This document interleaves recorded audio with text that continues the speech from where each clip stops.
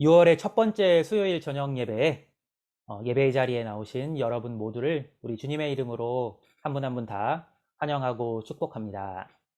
오늘은 출애굽기 6장을 통해서 하나님께서 우리에게 주시는 은혜의 말씀을 함께 나누고자 합니다.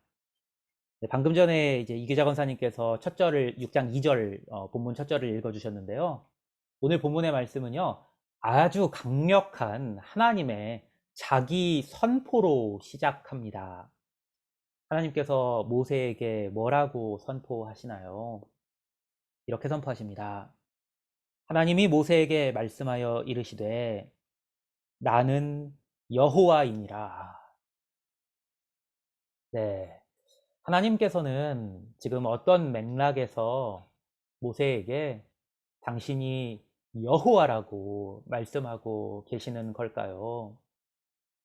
맥락을 살펴보려면은 조금 앞을 보면 되겠죠.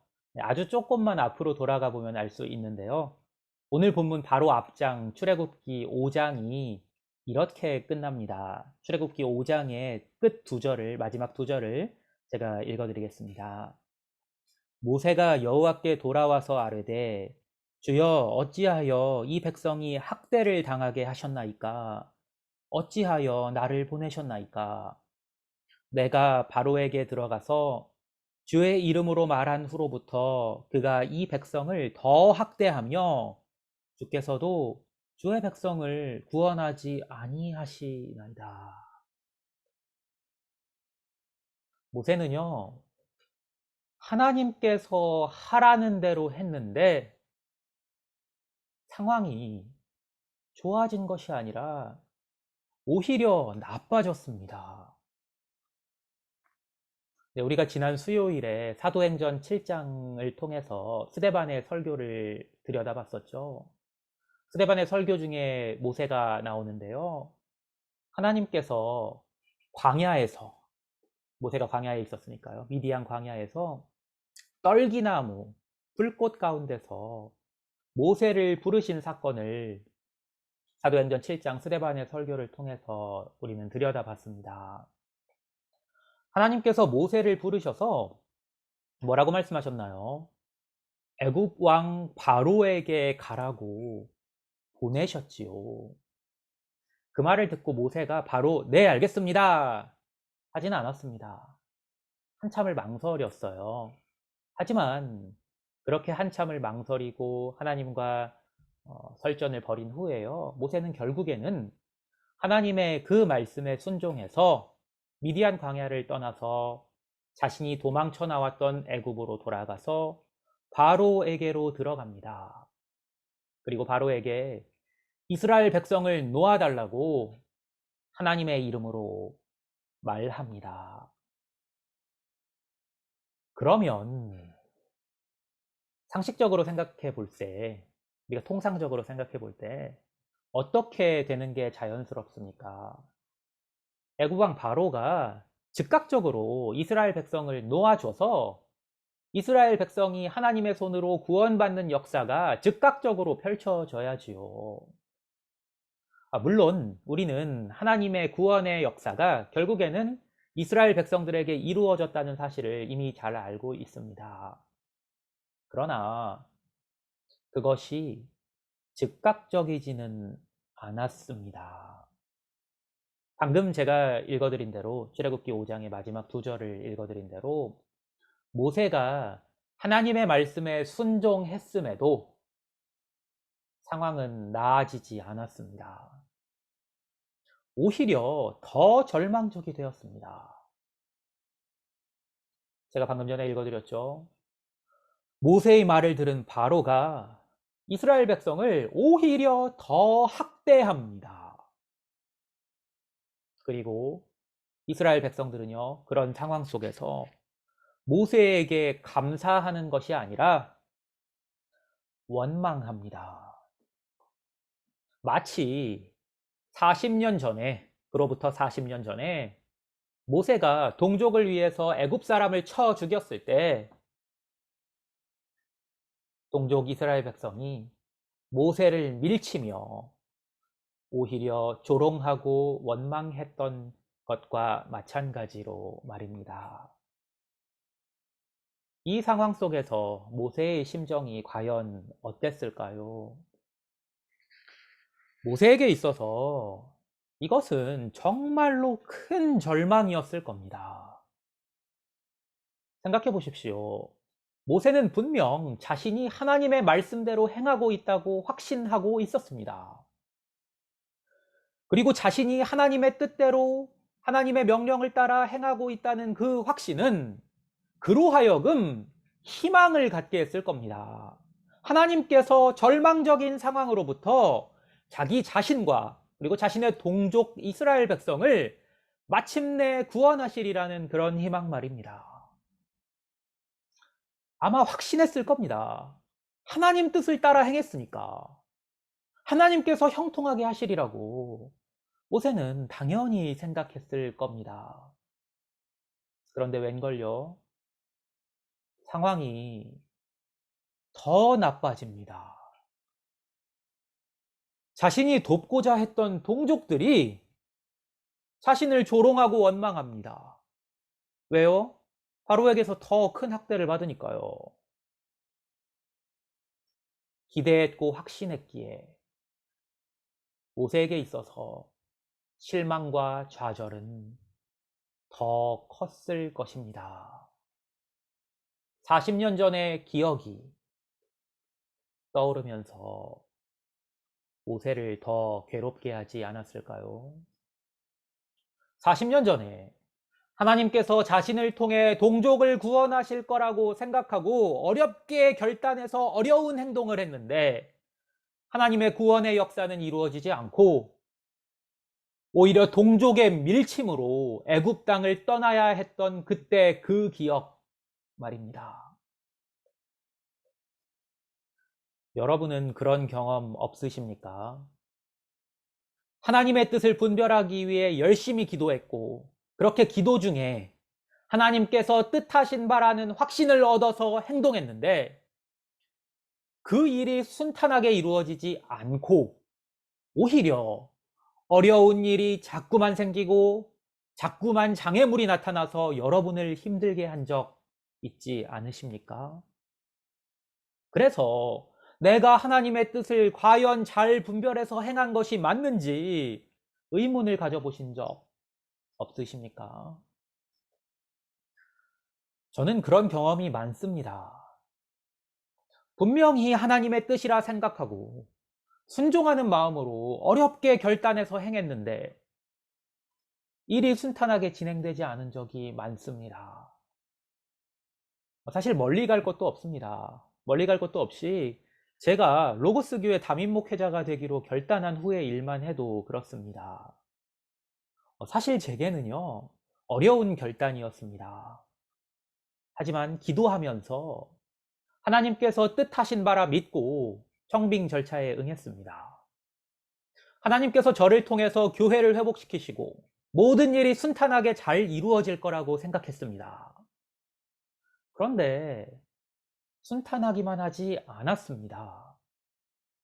제가 생각했던 대로, 기대했던 대로 일들이 이루어지지 않았습니다. 밖에 있다가 들어와서 보니까 상황도 밖에서 제가 들어서 알고 있던 것과 많이 달랐습니다.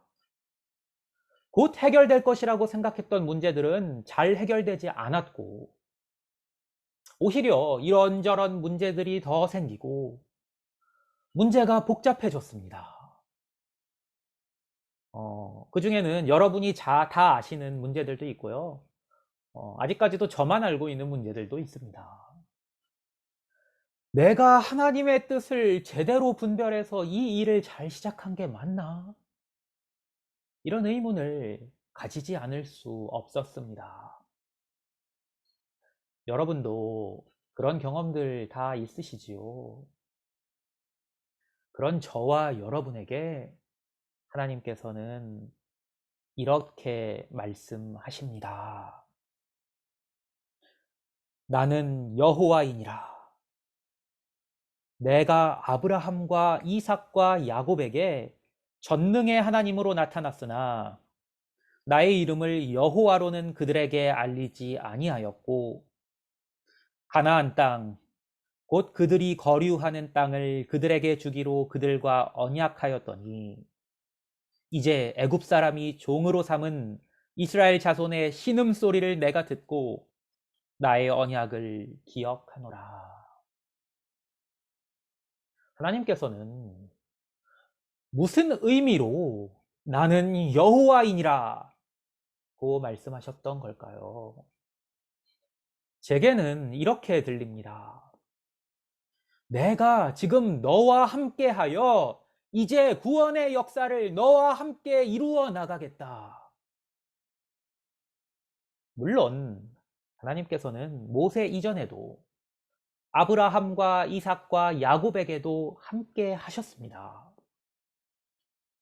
그리고 그들에게 그들의 후손으로 큰 민족을 이루게 하겠고 가나안 땅을 그들의 후손에게 주겠다고 약속하셨습니다.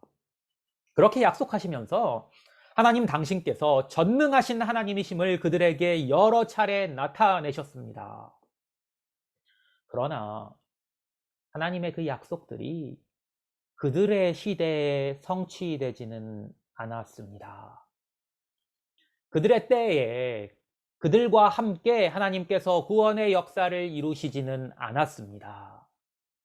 그들의 후손을 번성케 하겠다고 약속하셨지만 그들은 하나님의 약속대로 이스라엘 백성이 창조되는 과정을 그들의 눈으로 보지 못했고 하나님께서 그들에게 가나안 땅을 주겠다고 약속하셨지만 그들의 때에 그 약속이 이루어지지는 않았습니다.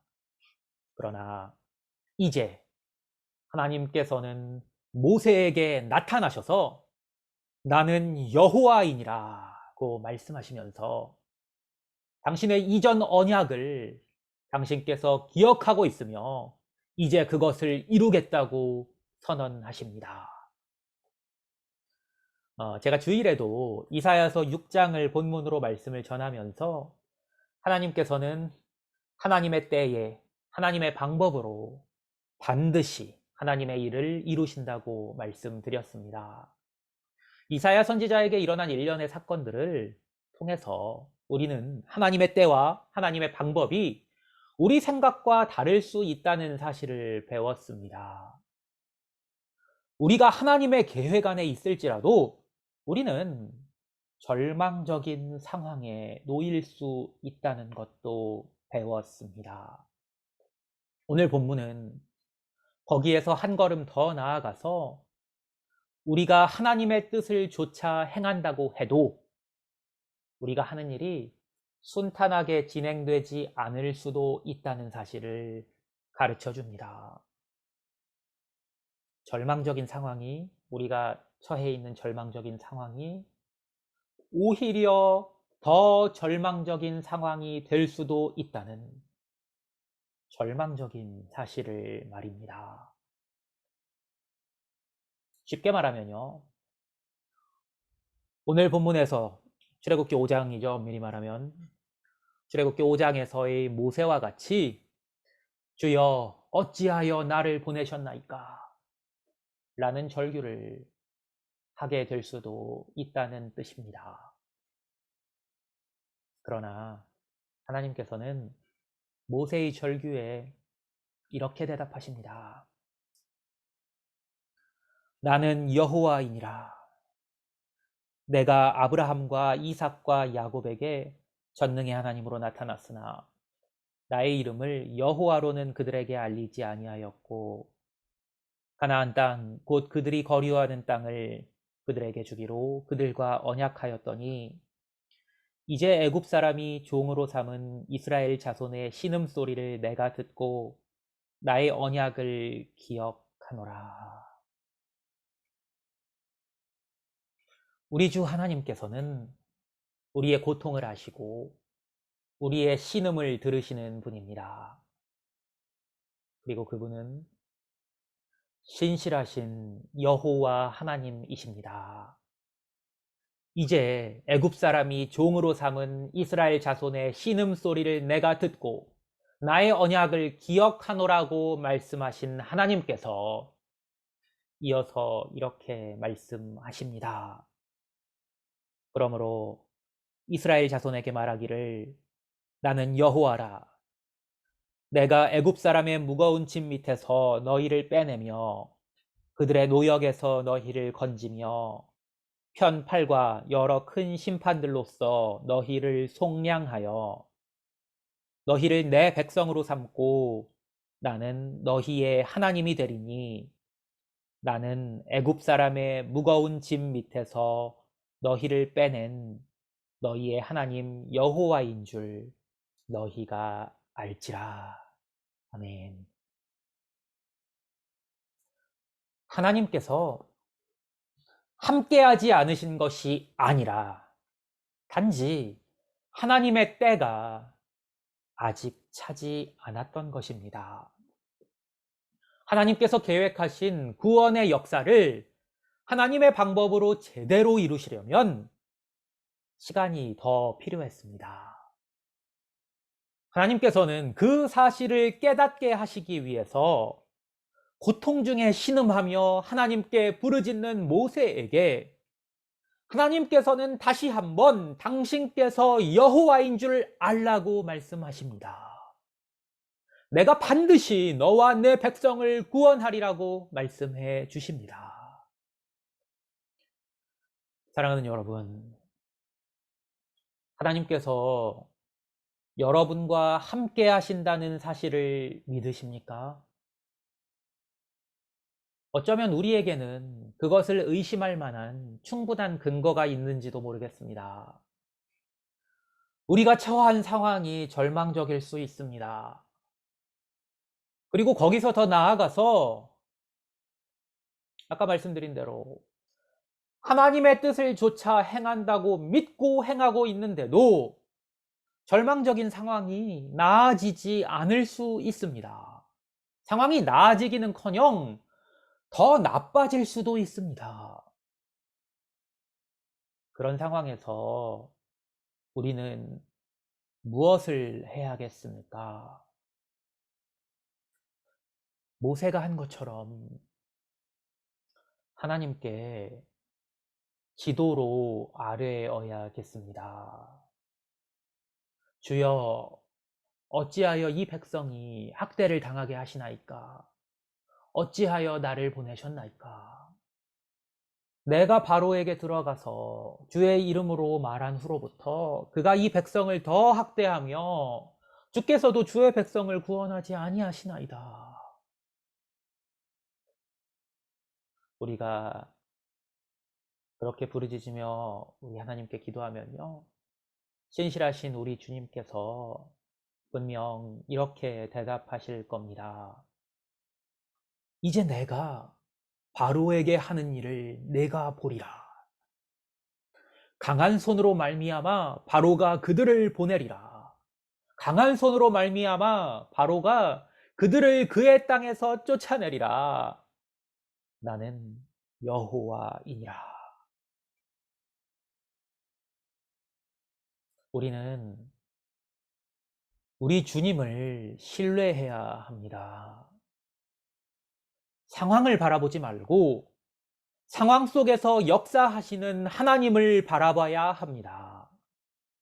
우리의 때와 다르고 우리의 방법과는 달라도 하나님께서는 우리를 사랑하셔서 우리의 신음소리를 들으시고 반드시 우리를 구원하신다는 사실을 기억해야 합니다.